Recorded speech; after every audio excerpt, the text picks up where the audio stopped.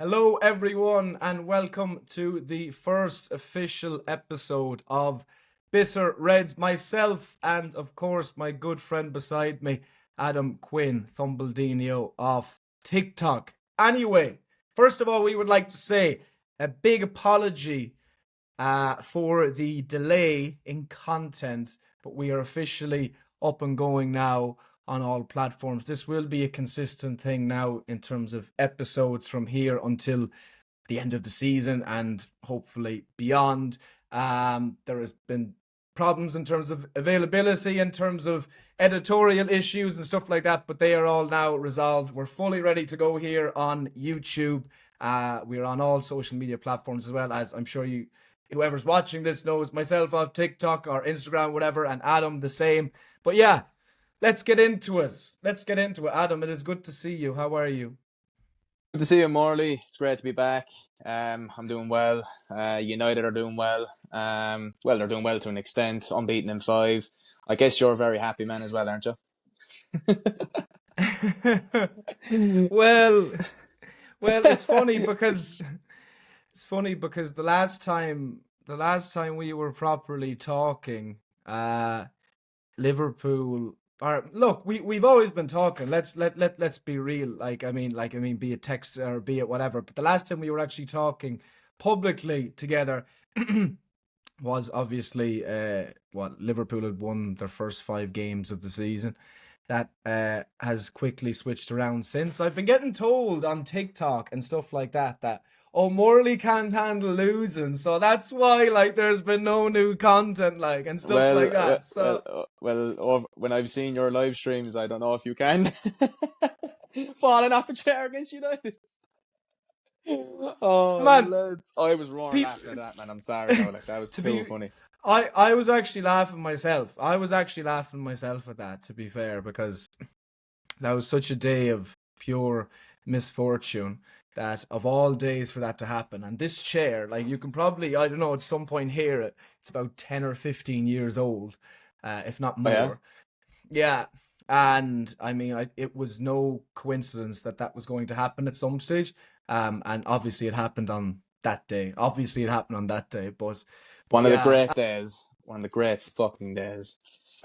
I mean, I actually don't forgive, or I'm not sure I forgive Liverpool to this point that Liverpool basically gave United a platform for their season from that game. And United, to be fair, since Spurs, got the draw at the weekend with a late equaliser. Got a late equaliser against Forest, and maybe you would say you'd want to be winning, the games where you're in winning positions like that. But, you've been unbeaten since. Yeah, absolutely. We've done very well probably since the Sunderland game. That was where it all kind of started, because I remember after the Brentford game, there was no real hope. There was no real kind of motivation from any of this United team, and it would look like Ruben Amorim was on his way out. And then we got the win against Sunderland before the international break, and I was thinking, okay, we have Liverpool after the international break. Are we going to react in a good way, or are we going to get smashed? And I fully believed, and I remember we were talking before the game, I said we were going to lose that match. I had no faith in this team. I did not think we were going to go there and beat Liverpool at Anfield. When was the last time we did that? 2016. Rooney scored in that match. Do you know what I mean? That just goes to show. But then we won. And I was just like, what the fuck? And then I kind of believed from that moment onwards, when you get a win like that, a monumental win like that, against not just Liverpool at Anfield, but the Premier League champions, it could really, make your season go forward in a good way. And then, obviously, we beat Brighton. We drew with Forest, and then we drew with Spurs. But it's 5 unbeaten. We're playing some really good football. Yes, in the midfield areas, there's still some problems. Defensively, there's still some problems. But going forward, we're scoring goals. Our attacking players are scoring goals. And look, Cunha's had a few maybe stinkers recent enough, but he's starting to actually gel with the likes of Mbeumo. Mbeumo has been unbelievable for Man United. Probably our best player, besides the Ligt. Sesko still kind of getting to grasp with things. I still think he has to, fulfill his potential. So yeah. Look, it's gonna take time with Sesko. But the reality is, Man United are doing well, and I've seen an improvement. There has been improvements, so it's gotta after this international break now, it has to continue and start being consistent in terms of wins, because we can't, go into a game against Everton and draw that again, or lose that, because then you're like, oh, has there really been improvement? So hopefully we beat Everton, hopefully we beat whoever we have after that, and start winning consistently. Yeah, 100%. Yeah, to be honest, I thought the win against Brighton was quite good. The game against Forest obviously was, it's a tough game, especially with Dyche in there now, and City Ground I think was always a tough place to go to anyway. Obviously they got a good win at the weekend against Leeds. That Spurs game was a funny one because I felt United looked fairly comfortable up until the last 10 minutes and nearly lost it. So obviously there is, big issues there. And, how kind of long will this last for Manchester United, for Ruben Amorim, or have they actually improved? Obviously time will tell. There has certainly been an improvement in recent weeks, or in the last kind of month or so.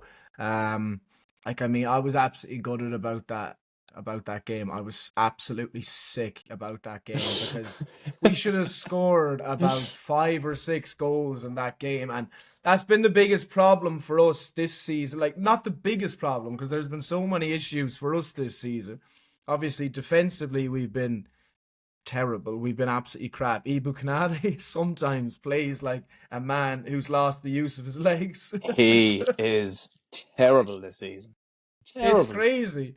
But like, the only bad thing is, what are your thoughts on this downfall from Liverpool? Because it has been a downfall. Let's be real. Like, from what you were last season, you were like, not were you like very good in possession, attacking football, scoring so many goals. I know Salah had a big part to play in that, but defensively you were really good last season. This season, it's been an absolute mess. It really has. You've lost seven games in 10. And you lost, I think, at one stage 5 domestic games in a row. I mean, that is, or was it 4 or 5? I could be wrong, but it's ridiculous. What is your thoughts on this current downfall from Liverpool and Arne Slot? Like, to be honest, like, I mean, and we've talked, like, it really did never felt like it was going to get to this point. Like, even after a couple of bad performances, like, I think the performances have been bad since before this season started, but that's obviously continued into this season. I think individual quality got us over the line in the first 5 games. And then it's kind of like you're thinking to yourself, well, okay, I mean, we're going to start playing good football at some point. We're in November, we've not started playing good football. And there's so many issues. There's literally a plethora of issues in this team, that I don't think that, you can kind of even just touch on one specifically, like, be it defensively, be it at times being overran in midfield, be it going forward, like against United, like I was mentioning there. It's one thing not being able to defend well, but not taking your chances up the other end, and our forwards being horribly off form. You talk about new signings this season, and obviously I think the only one who's properly showed anywhere near their best is Ekitike, but I wouldn't even look at the new boys, because look, ultimately is that, a lot of players can take a while to settle. That can happen. But I would even look at some of the leaders in this team, some of the really big players in this team, and they have been awful this season. I don't think it's something like that you can pinpoint, as I just said there, on defense or something like that, or on one player, or to scapegoat one player, or somebody like Wirtz, or even Kanate, or whatever. Like, we have been utterly pathetic the last month and a half for the vast majority. And, if you look at all of these players throughout this season, we've had one good player. That's Dominic Szoboszlai. If you even look at those established players, like I just mentioned, Mohamed Salah is having... Mohamed Salah is the worst we've seen in a Liverpool shirt. Alexis McAllister is the worst we've seen in a Liverpool shirt. Cody Gakpo has been hit and miss. We talk about, obviously, Ibu Kanate has been the worst we've ever seen in a Liverpool shirt. Milos Kerkez doesn't look like he's a Premier League footballer. Like, Thought you I about mean, Kirkes. yeah, well, I mean, it's mad, like, but you But like, talk about, do you think like the signings need to be talked about though, Marty? Because you need to understand as well. Florian Wirtz, look, I actually rate Wirtz. I'm not going to sit here and say like, oh, I think he's shit. He's not shit, but he did cost 100 million. Do you know Isak, proven Premier League goal scorer for last mm, season for Newcastle, one that like was I think right behind Salah last season in terms of top goal scorer. Like he cost 120. Like these signings kind of need to be talked about because these were the guys that were supposed to come in and absolutely evolve you into this unstoppable team. You know, they're not doing their bit. Let's be real. But I can understand from a point of view as well that the Slot's brought in so many players to probably play a different type of way that they're not really evolving into that. But for me, the signings do still need to be talked about because of their price tag and how much they yeah. cost. Not taken away from what like they are as players because they are really good players as we know, but they do need to be talked about because a lot of people are calling them flops at the moment. You know. Yeah, to be fair, and look, I do hear that, and like I was just saying there is that like in terms of players getting scapegoated and that, and then you'd see obviously the new signings to a point getting scapegoated, and I just think I just think you have to look at the entire thing. You have to look at the entire thing, and you can't pinpoint the biggest issue anywhere because there's issues everywhere. And ultimately, look, Liverpool have been playing like this. Liverpool have been playing like this since March. We've been playing like this since March. Individual quality has taken us or has got us by in kind of any decent performance or good win since. It's as simple as that. Now, since we started losing, we've started playing even worse. We're one of the easiest teams to play against and score against in the league. And look, you talk about all these issues, and then you have to look at the manager. It's as simple as that. You have to point the finger at the manager, and also I would say is since kind of this awful period, you talk about what 7 losses in 10 or 5 losses out of 6 in the Premier League.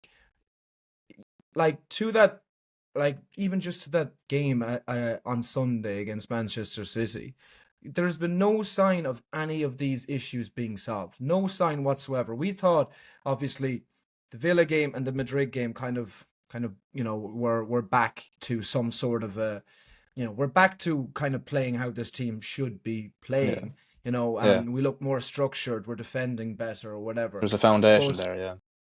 exactly a foundation. That's the perfect word to use. And look, ultimately, I would say is that the Aston Villa game. I think Villa were poor, but they're still a decent team. They're still a decent team, so it's a good win. We defended really well. We gave away very little. I think Real Madrid were excellent, but I think sometimes, not even sometimes, I think regularly, Liverpool, Champions League, Anfield night, you can get that out Yeah.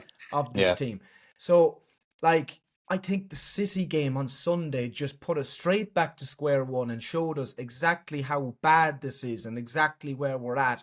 And ultimately, Arne Slot, ultimately now, Liverpool have favourable games, I put that in quotation marks, after the international break. And if he can't get the team back humming to some sort of some sort of a competitive or decent or how we should be playing point, or solving some of these issues, then look, the finger has to be firmly pointed at him. He has to be put under massive pressure. He can't keep getting away with, oh, he won the league last season, so there's no way that we can get rid of him this season. No, it's as simple as, look, you need to be doing your job better. I mean, like Liverpool have so much quality all over the pitch, and we're playing like this. Do you know what I mean? I mean, Yeah. And like it's when you it's it's embarrassing. and when you look at it as well from this point of view, in 2025, came across a stat last night. In 2025, Ruben Amorim's last 16 games this year. Arne Slot's last 17. I know. It's a It's mad stat because of where you think the two clubs like are at, you know. And like when you look at the two clubs right now, there's one club that is not, I wouldn't say declining, but they're on a bit of a downfall at the moment, just with mm, obviously the way they're playing, obviously the way you're playing, you know, the way the manager is, he's kind of throwing his ties out of the pram, he's out of his depth right now. And then you look at obviously the way we are, we're sort of improving in different areas. I wouldn't say overall, because we haven't improved overall yet. We haven't got to a point where we're like there, but we're improving in certain areas. It's about bringing it all together and improving it, together. But when you think about where the two clubs were at, where Man United were at last season, or even like at the start of this year, finishing 15th, losing to Spurs in the Europa League final, Ruben Amorim looking like he was on his way out. And then when you look at obviously Liverpool winning the league, and obviously, with the summer signings and stuff like that, and winning the first 5 games, you're thinking, oh, Liverpool are going to be unstoppable. But then when you actually look at that from the point of view of the way Ruben Amorim has lost at least more games than Arne Slot this year, I know it's only one game, but it's mad. Like, it's crazy.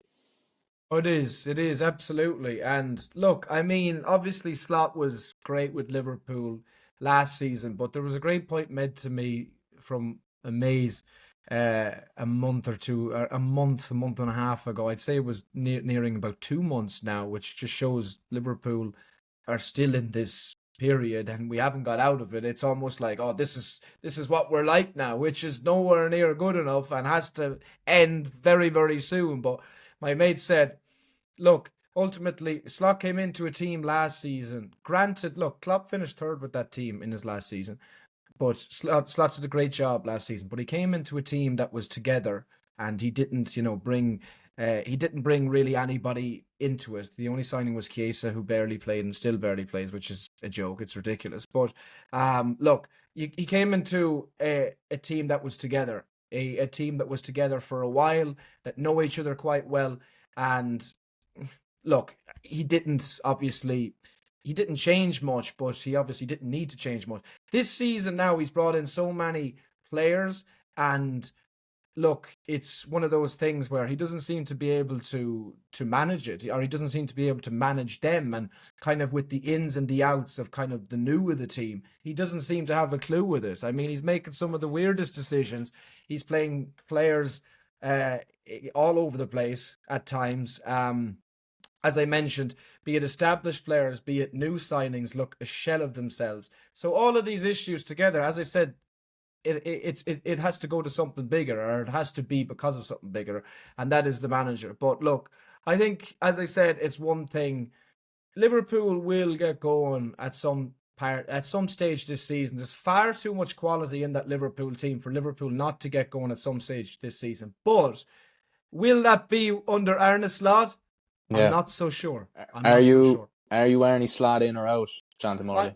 I am in, but I would say, the games we have after the international break, we have Forest at home and West Ham away. Or is it West Ham? I think could be West Ham at home. No, it's West Ham away. Forest home and West Ham away next to two big games. Yeah, two big games. And honestly, if we don't get 6 points out of those, I honestly think I'd be like, all right, yeah, Go. yeah, genuinely, because like, I mean, any team with any sort of half decent footballers are, we're struggling against. So if we can't beat the teams that we, factually should beat, then yeah. But look, I suppose, look, we'll see what happens. I'm glad it's the break, and I'm glad I don't have to watch Liverpool for a couple of weeks, which is a mad thing to say, like, but that's how us Liverpool fans feel at the moment. But it's mad how this is. I to be honest, no, I'm sorry. I'm actually loving this, like, oh shit, it just dropped, like, oh my god, it's mad how this. It's mad how this kind of like transpired. Do you know, like, because before the international break, like, the way, or before when was it? Probably the October international break. Yeah. It's mad how, like, Man United were so bad and Liverpool were like on the up, to probably be unbeatable. Now it's just United are like, I don't know, man. It's crazy how this has just changed. Yeah. Like, United broke Liverpool. Amorim broke Slot. That is what happened at Anfield. That is what happened. We'll see how long it lasts now for Amorim. Look, you did obviously mention about the forwards. I think Mbeumo's a fantastic player. I'm not surprised he's been as good as he has been for United so far this season. Look, I think United have looked better over the last number of games, but we'll talk about the kind of the rest of the league now in a minute. But At this point, obviously, where United are, I don't know, is it 6th or 7th in the league? What would you actually see from Yeah. here?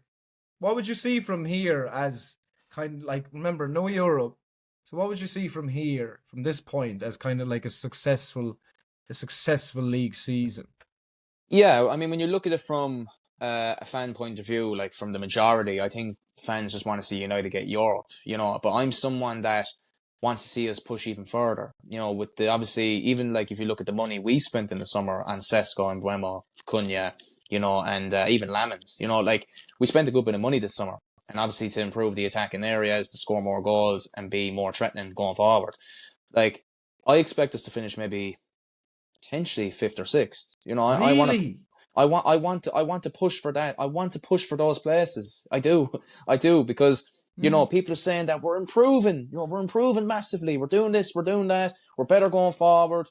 Obviously I know there's still issues in the midfield area, but I think when you actually look at us defensively, if people actually watch us play, if you watch like Mateus de Ligt play, he is so good. Like, if he was playing for any other team, people would be saying he's a top centre back. He's a very underrated player, Marty. I'm not Mm. joking. Like, I if think you he's look at solid. the I if you think look he's at the solid. United fan base and what they're saying this season, it's between Mbuemo and De Ligt for player of the season so far, like 100%. But yeah, I want to push for those places. We're Man United. Like, why? Yeah, no.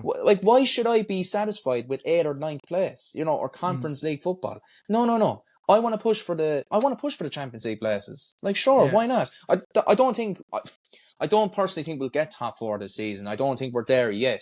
But if we continue playing the way we're playing now, improving each game, winning a lot more games, going forward into the season, why can't we push for those places? I don't see why we can't. Like, Mm. obviously there's a lot of teams there that with the likes of Chelsea, with the likes of obviously Yi, with Spurs, Sunderland. Oh, I can't believe I'm saying Sunderland. But like, it's mad that we're putting teams like that in the conversation, but there's teams there that it's obviously going to be hard for us to get into those places. Even Aston Villa are back doing well. Newcastle, I think, will get a bit better. So, look, it's going to be tough. This has been a Yeah. tough season so far, very competitive season so far. So, look, for me to see it as a success, fifth or sixth. I'm going to say it Yeah. right now because that's what I want to see. Yeah. And what I believe will happen, probably 7th or 8th around that Mm. area. But No, what I see as success is 5th or 6th. yeah, I don't blame you. I don't blame you, to be fair. Like, if I was in your position and obviously witnessing United over the last couple of seasons, I mean, in the position you're in now, and I think in a league in which I think, like, and it's not just because obviously Arsenal are as good as they are, but and and obviously what, a 4 point lead after 10 games. Sorry, 11 games, 11 games. But it's not just because of that, but I think it is a league at the moment that uh, is lacking a bit of quality. I think the only two good teams at the moment are Arsenal and Manchester City. So is it impossible for United to actually achieve that feat this season? Absolutely not. But look, it remains to be seen. I think, as I mentioned previously, your forwards are better. I knew you'd score more goals this season. I think, yeah, De Ligt has been good. He's a solid defender. There's more structure. I think you need big work on that midfield. But Yeah, yeah, look, as I 100%. said, yeah, I mean, you could. Obviously, I hope you don't, but at the same time, it's far beyond the means of possibility. Anyway, let's get into the rest of the league. Obviously, as I mentioned there, Arsenal have a 4 point lead after 11 games of the season. Manchester City obviously hammered us. Granted, now the officials, we didn't talk about that. Like, I mean, they're like too stupid. Like the penalty was bad, but the offside goal was just absolutely To be ridiculous. to be When fair, the was the penalty bad though? Like he like like he the barely fa- touched him. He barely touched him. Like but his that. knee made contact. It wasn't the knee. It wasn't the knee. It was like his foot. It was like his foot. But I'm saying is that like if that's the little amount of contact to warrant a penalty, then wow, the game is going. It might already be gone, but it's going. But The yeah, Van but Dyke the Van Dyke goal I think is very questionable. That yeah, shouldn't have that been that that shouldn't have was been gi- that that should have was been given. oh yeah. I mean, that was ridiculous. I mean, look, if the keeper can see, if he can see it the entire way, which he could, and the defender is far enough away from him, gets out of the way, it's not impeding him actually moving or whatever, then there's no question it should be. But look, we were terrible. We got well beaten. And it looks like that will be the title race this season, Manchester City and Arsenal. But I've seen a lot, obviously, with it being the international break, 11 games in, Premier League team of the season so far. And yeah, I mean, I think there's a kind of good debate here. So I have done my team. You can kind of tell me whether you agree or disagree. I think I've been fair to everybody in this team. Obviously, it's tough not filling it with Liverpool players since we've been absolutely crap. Well, I was expecting 3 or 4 to be honest. From you anyway. I'm not that bad. Anyway, I'll start in goal. And yeah, I think I've got this pretty bang on, genuinely. So on goal, I went for Roos from Sunderland. Yeah. Watching a few games. I agree. Watching a few games of Sunderland this season. I think he's only 22, 23, but I've been really, really impressed with him. Even that Arsenal game there at the weekend. I think obviously somebody like Raya has a shout or whatever, but I honestly think he's been the standout for me in goal so far this season.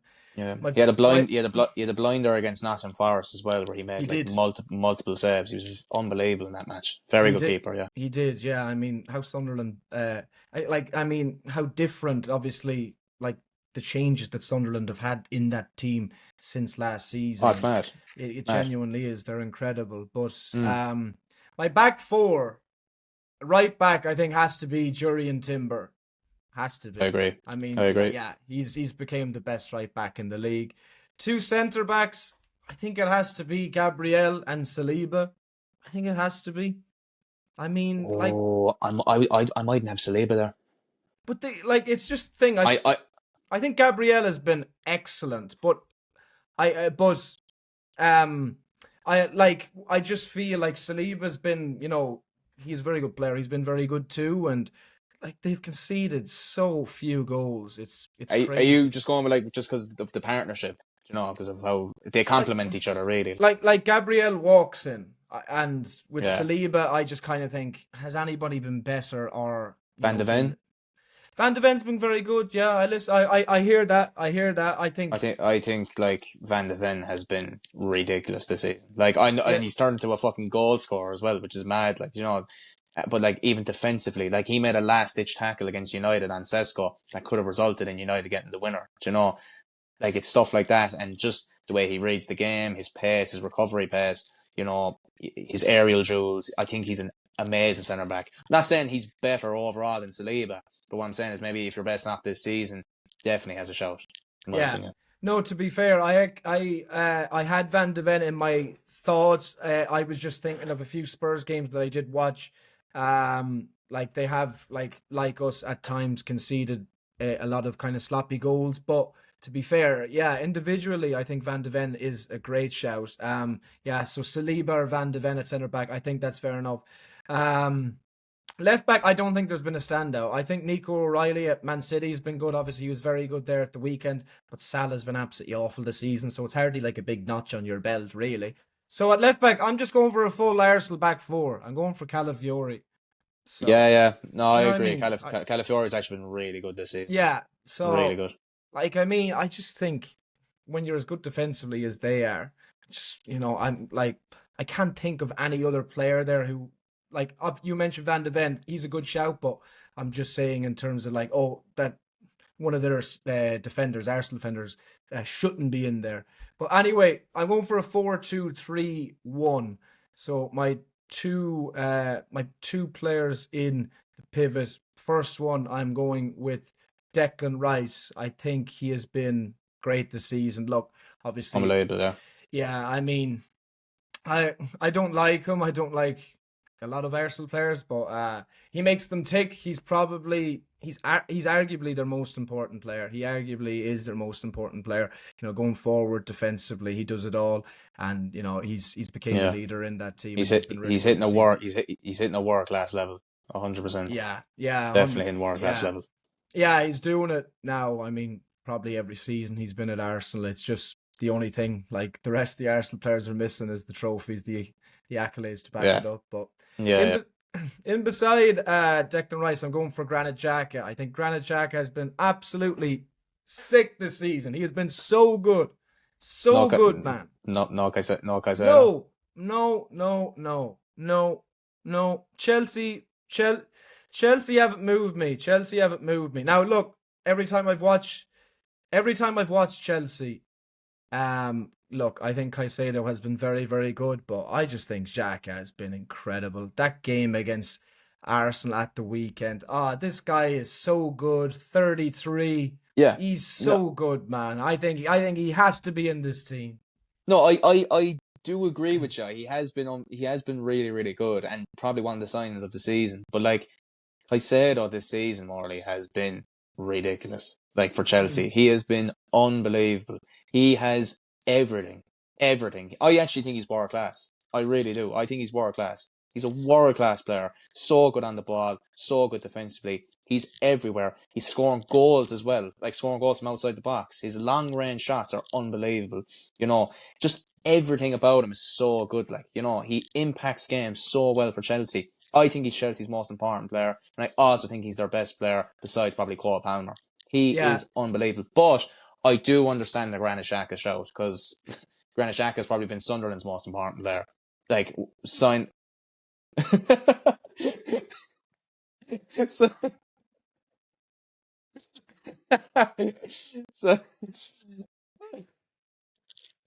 fuck's sake. Jesus, Liverpool aren't playing, are they? For fuck's sake. Jeez, I didn't know Liverpool were on now. Like, fuck's sake, smashing did, bikes and all. did you hear? Can you hear me? I can hear you. I can hear Yeah, you. yeah, sweet. No, do you know what do you know what actually happened there? 'Cause, Well, Liverpool conceded. well, my mic literally went flying. I don't even know how that happened, but Yeah, yeah, you're good. but but no. Oh God, Liverpool just conceded the last minute fucking uh, winner there. Like. but Oh, no. To be fair, no. I hear what you're saying about Caicedo. I think he is. I'd say he is Chelsea's most important player, very, very good player. And whenever I watch Chelsea, as I said, I do think he's very good. I just think Xhaka has just been for a Sunderland team that, like, look, if you told me at the start of the season, I suppose this is kind of where I'm basing it off. Sunderland would be where they are now after 11 yeah, games, and you told me Chelsea would be where they are now after 11 games. I would say, well, do you know what? I expect Chelsea to be there. And for Sunderland, I would be like, wow. And I would be like, yeah. in addition to that, Granit, like who was the main player to take them to where they are right now, and I would say Granit Xhaka. So that's biggest reason why he's in No, that's there fair for me. enough. That's fair enough. Yeah. That's fair enough. I do So disagree though. fair. At attack midfield, the only Liverpool player who deserves to be in here is Dominic Szoboszlai. He's been unbelievable. He's been absolutely unbelievable. I mean, this is a guy who it doesn't matter where he plays, he's absolutely incredible and does an absolutely, magnificent job. Be it right back, be it in the pivot, be it at 8, be it at 10. I mean, if it wasn't for Dominic Szoboszlai so far this season, we would honestly have about 2 wins. Genuinely, those 5 games to start the season, we would have been lucky to win 1 or 2 of those. Um, even what we've done since, like, I mean, Dominic Szoboszlai has just been absolutely incredible. He's had easily his best season so far in a I Liverpool shirt. am I am trying to think of like a number 10 like now that could replace him. I'm kind of struggling, like, you know, I'm being honest, because like when you said Szoboszlai, I was like, okay, I'm gonna try and think of number 10s there that have been Yeah, better, like, you know. But when you actually look at Szoboszlai this season, you know, he's done well obviously in the 10 role, you know, or even like in that midfield area. He's done well at right back. You know, it's ridiculous. Obviously very versatile and unbelievable footballer. Like, I can't really think of another number 10, you know, this season that's been better, because no, like obviously Cole Palmer's been out injured. Eze has only arrived at Arsenal. He's done well, but he hasn't done like unbelievable. Like, Xavi Simons has been a flop. Like, 100% has been a flop so far.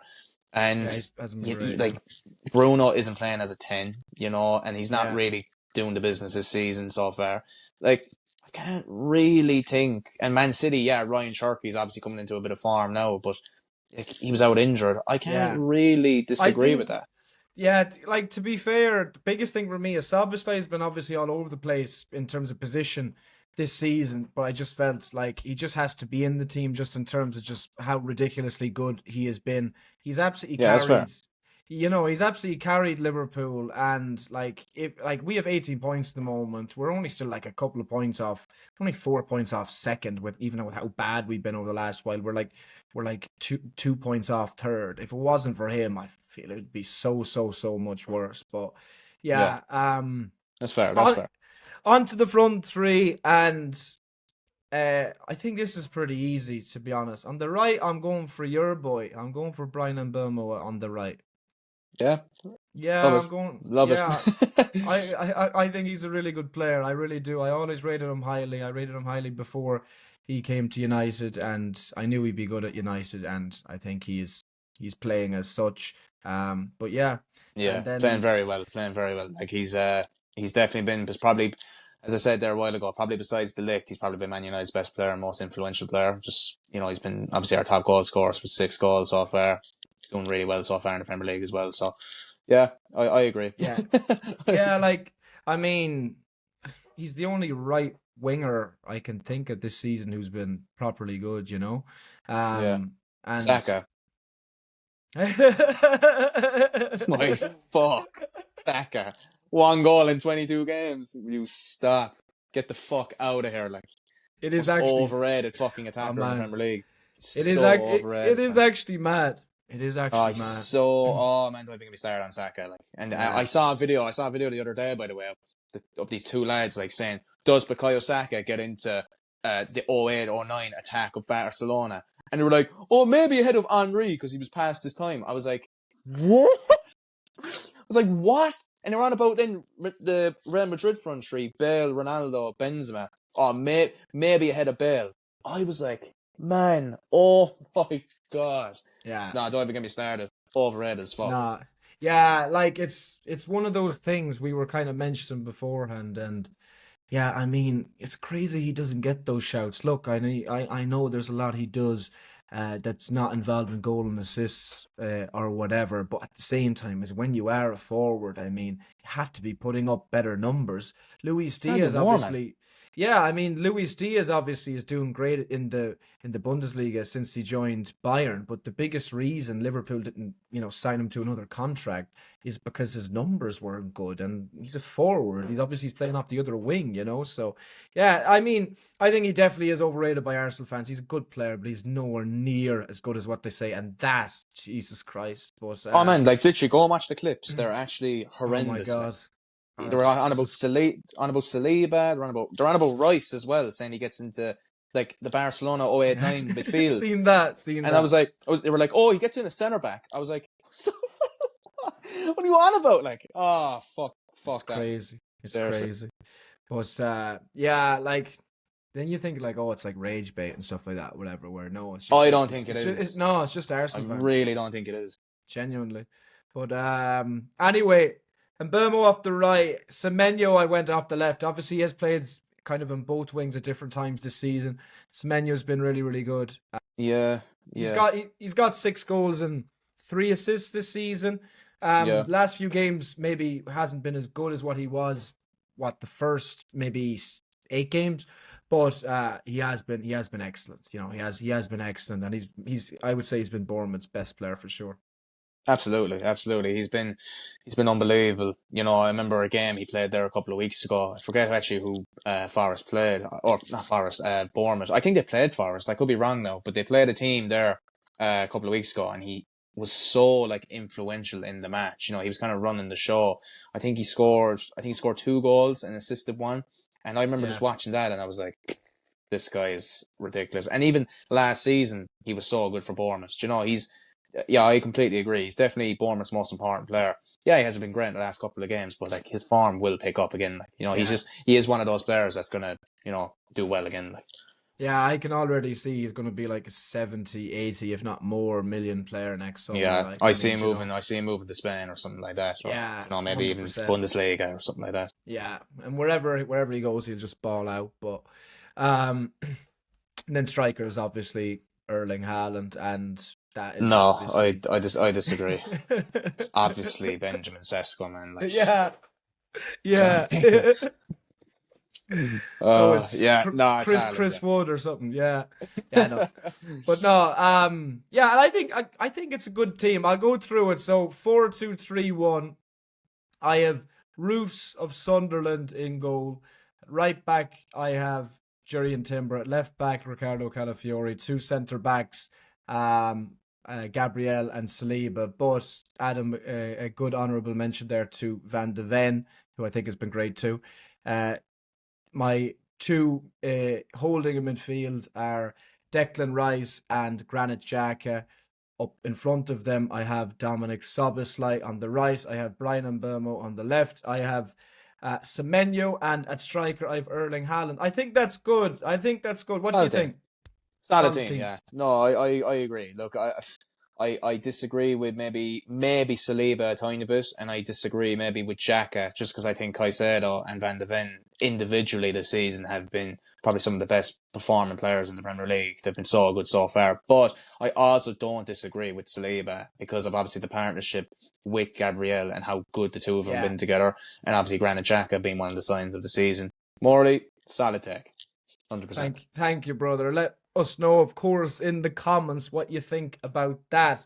Furthering on from that team of the season, obviously, people have been talking about certain players since the previous weekend and further before that. I'd say maybe even to the weekend before that, about who's been the best player in the league so far this season. So I was just thinking there of actually making a video on it, but I think it's even better to actually just discuss ourselves. Who would be your top three players so far this season in the Premier League? Ooh. Um, it's hard.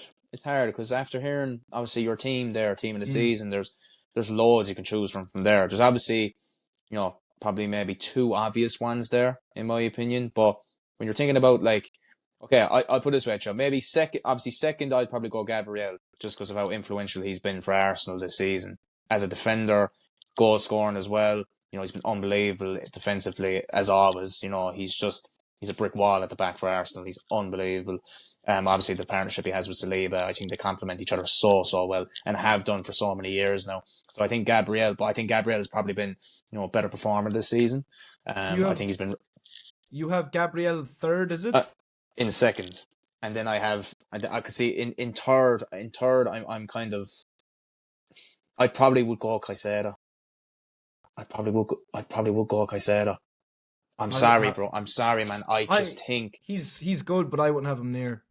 he's so good, Morley, man. He's unbelievable. Like, he's so good on the football. He's so good defensively. He's genuinely the perfect defensive midfielder that you want. No, I Scores think goals. no, I think he is He's very good. Don't get me wrong, but I'm saying just in terms of best players so far this season, I just wouldn't have him even in top five. So let me know though. Let me know your. Let me tell me your 3-2. Tell me your 3-2-1.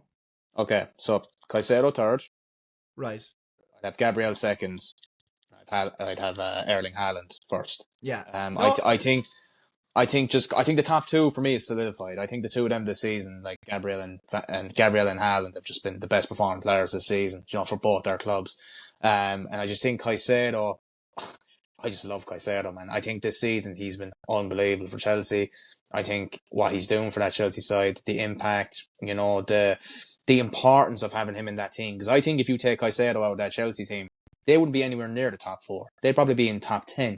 And that's how low I'd actually put them. Mm, I don't think they're that good without Caicedo. I think Caicedo is genuinely one of the best players, not just in the Premier League, probably in the world. I'm not mm. joking. Like, No, I so good, think Morley. I think So he's good. a very I think he's a very very good player. I just wouldn't have him anywhere near any of those conversations. But to be fair, Adam, my three is very very similar to yours. I was going to do a top five. Then I was just like, I think, well, it's certainly kind of more difficult only 11 games in to do a top five, rather than if you had a much bigger sample size, like 25, 30 games, 20 games, whatever. So my three is very, very similar. I've went at third. I went Declan Rice. At third, which I think is fair.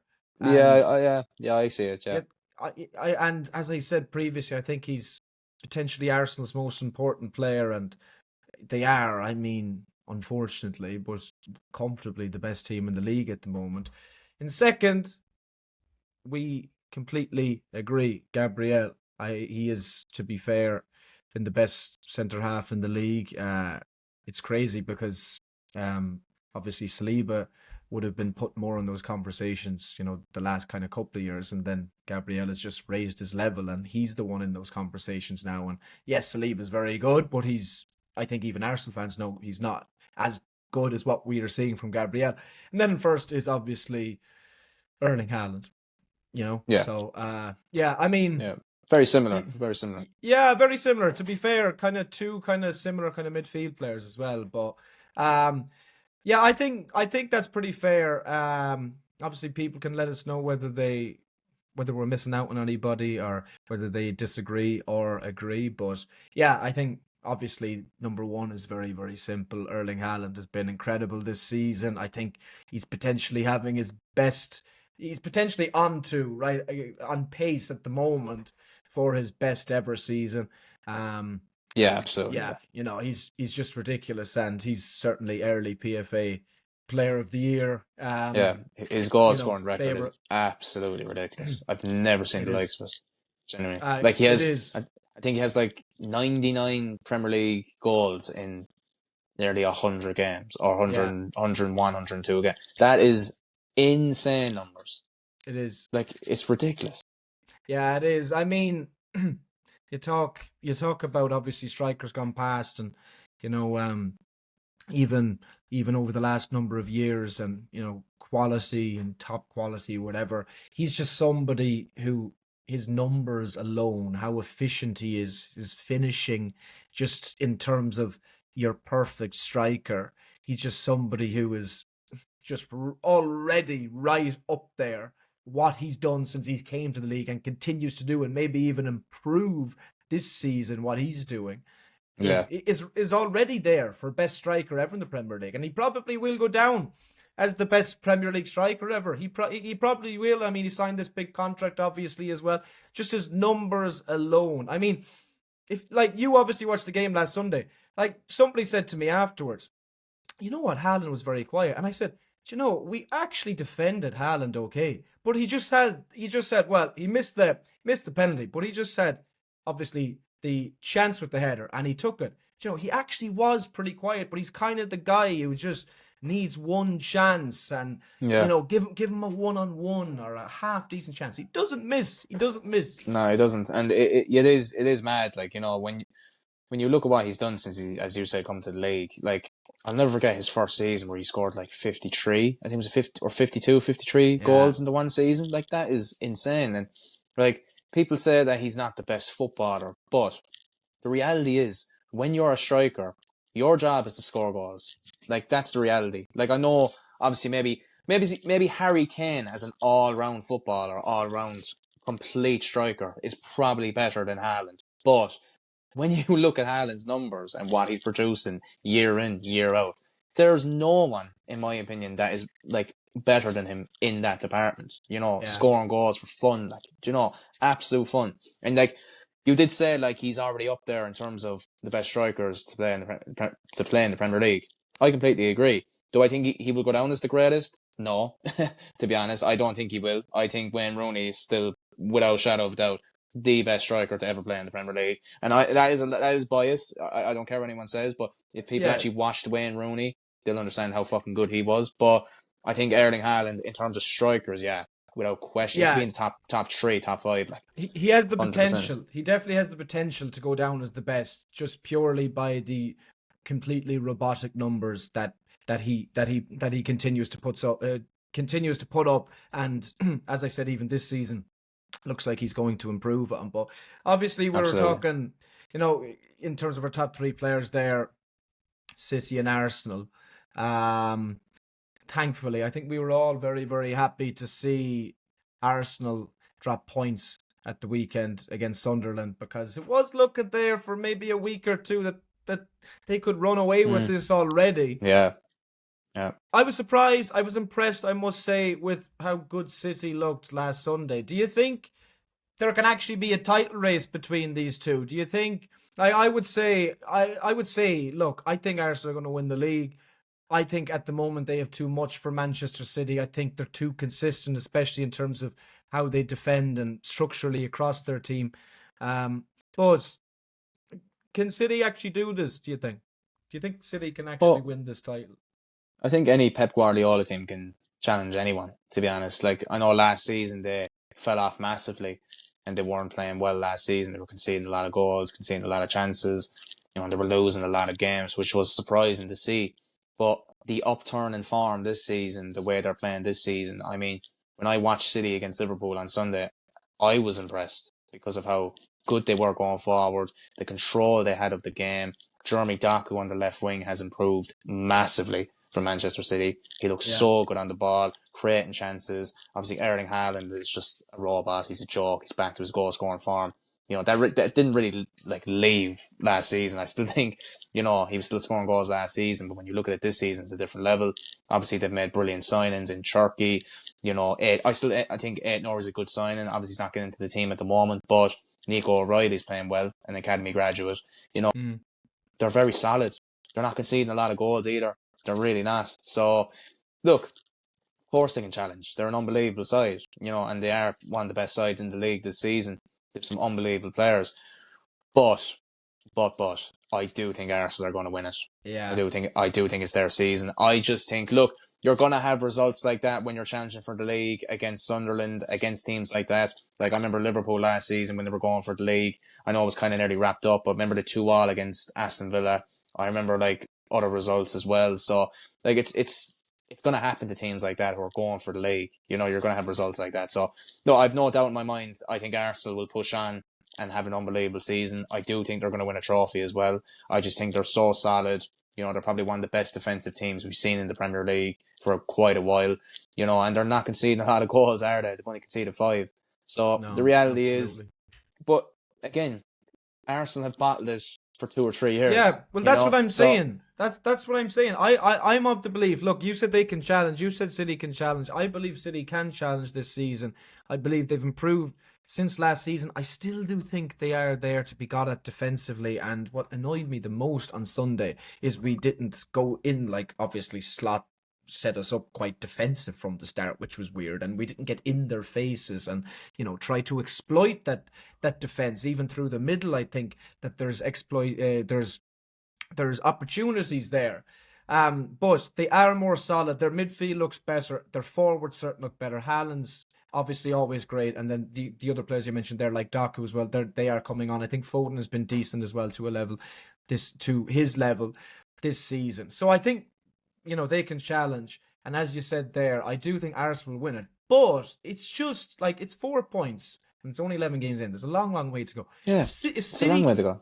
It is. But if City can just stay there, as you're seeing there, Adam, if City can just stay there throughout the season, you know, it will You're mad for City to stay there, aren't you? Oh, you are mad for City to stay there. Let's be real. Let's be real, Adam. You would prefer to see City win the league than Arsenal. Yeah, you would. If you offered me Everton or Arsenal, I'm taking Everton every day of the week. And I don't like Everton, obviously, at all. But it's just that. Do you know what I mean? It's just, yeah, 100%. And look, I mean, obviously, wow. but like, I just feel that it's one of those things. Look, I mean, this will never end. You talk about the conversations even they were having there recently. Imagine if they have a league title to go along with that. How ridiculous it will get. I just thought about the videos there that they were making about putting certain players into certain. Yeah, fuck that. Probably, I would rather Man City, to be honest, because you wouldn't really hear anything from City fans. Do you know, you don't like so.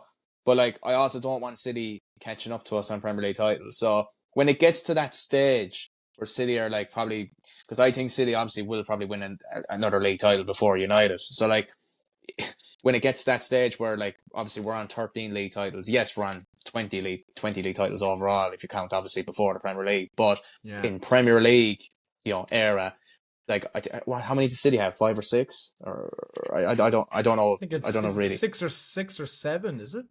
6 or 7 potentially. Yeah. Like I don't really want them catching up. So when it hits the 10 or 11 mark, I'm gonna be like, oh fuck. Okay, I know, but really, I do get it though. Yeah, but really as well, like, I mean, United do have 20 titles, really. So, do you know what I mean? I suppose, as well? But yeah, look, to be fair, look, I don't want Arsenal to win it though. Fuck that. No, Pep Guardiola won't be there for awful long. So I don't think City. I think their period of sustainably winning titles anyway, that's definitely over. But I think even when Pep goes, like the manager comes in next or whatever, like it's gonna be what it is now, which is much more open. I mean, a team up there that has a really good season can win the league title. But yeah, I think we're both. Yeah, I think we're both in agreement there.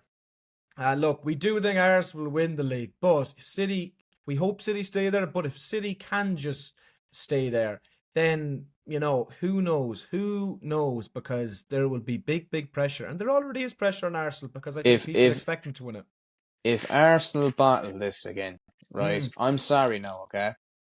I will be going on. I'll be trying to go on lives with every single Arsenal fan that I can find and being like, you try and tell me why that manager shouldn't be sacked now. If he doesn't win the league this season, when you're talking about one of the best defenses ever, when you're saying that you're going to go and win a trophy, if this manager doesn't win the league, doesn't win a trophy this season, serious conversations need to be had. Yeah.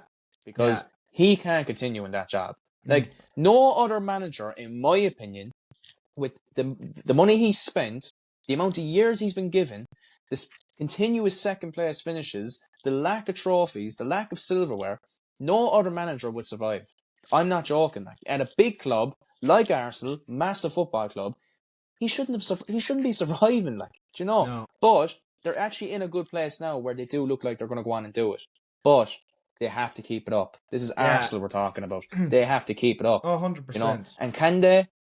Time will tell. Yeah. And look, they definitely do have their best squad this season. They spent a lot of money there in the summer again.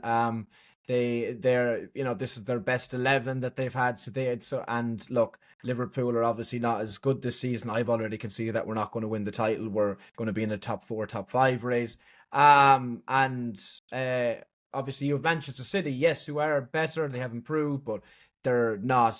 They're nowhere near, and I don't think we'll get to those heights again, as I just previously said. Of winning title after title, being the old Manchester City. But yeah, it's going to be interesting to see what happens. Anyway, I think there is where we should wrap it up.